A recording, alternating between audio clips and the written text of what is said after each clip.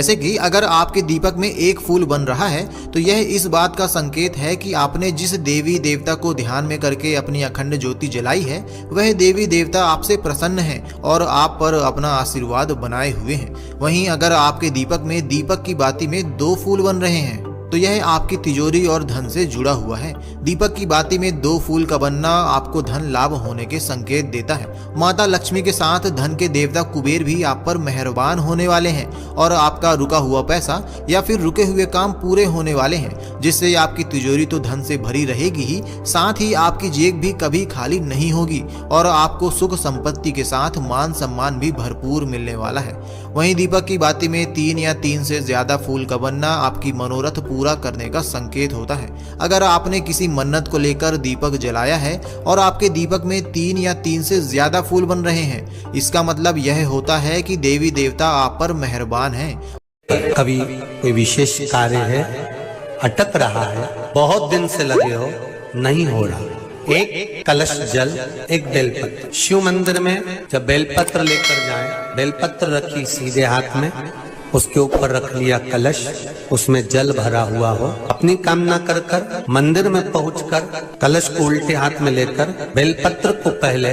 अशोक सुंदरी वाली जगह पर, ये डंडी का जो भाग है जहां से पानी बहता है, अशोक सुंदरी की जो जगह होती है, और ये पत्ती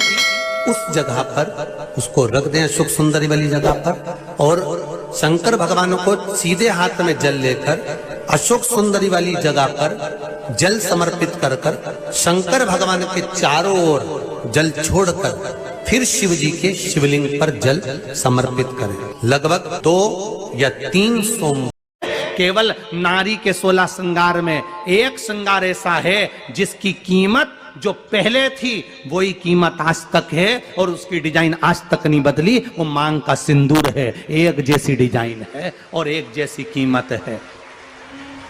जिस व्यक्ति को बहुत गुस्सा आता है, बहुत क्रोध आता है, उसका नाम लेकर लच्चे पर गांठ लगाकर एक सिक्के पर लपेटकर नरसिंह शिला पर फेंक दिया जाता है तो जिंदगी में वो कभी क्रोध नहीं करता, नम्र स्वभाव। केवल नारी के 16 श्रृंगार में एक श्रृंगार ऐसा है जिसकी कीमत जो पहले थी वही कीमत आज तक है और उसकी डिजाइन आज तक नहीं बदली। वो मांग का सिंदूर है, एक जैसी डिजाइन है और एक जैसी कीमत है। शिवलिंग पर हम जब जल चढ़ाते हैं उस समय आपका ध्यान होना चाहिए, लोटा कलश शिवलिंग को ना छुए, टच भी ना हो, नख ना लगे, अपने हाथ की चूड़ियां भी भगवान को घिसने में ना आए,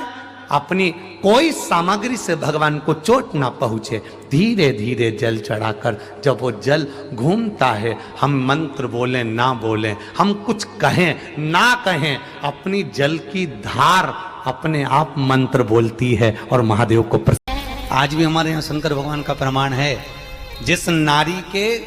गर्भ गिर जाता हो, जिस नारी के संतान नहीं हो पा रही हो, जिस नारी को बच्चे नहीं होते हो या बार बार गर्भ गिर रहा हो या डॉक्टर कह दिया कि नाल में बच्चा लपटा हुआ है, कुछ मत करो, एक श्रीफल उस पर एक वस्त्र लपेटकर भगवान शंकर को उस नारी का नाम और गोत्र लेकर समर्पित कर दो, आखा की आखा उस नारी का जापा आराम से होता है। शिव की कृपा है,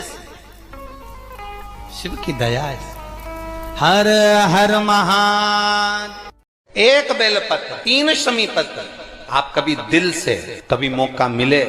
हृदय से अशोक सुंदरी वाली जगह का स्पर्श कर कर भगवान शंकर के शिवलिंग पर एक बार समर्पित कर कर। जिसकी यहाँ लक्ष्मी नहीं टिकती, जिसकी यहाँ संपदा नहीं बढ़ती, जिसका व्यापार नहीं चलता, जिसके सर्विस नौकरी सही नहीं हो रही, उसको सोमवार के दिन अगर बेलपत्री के पेड़ के नीचे जो दिया लगाता है उसके घर में कभी संपदा की कमी नहीं आती साहब।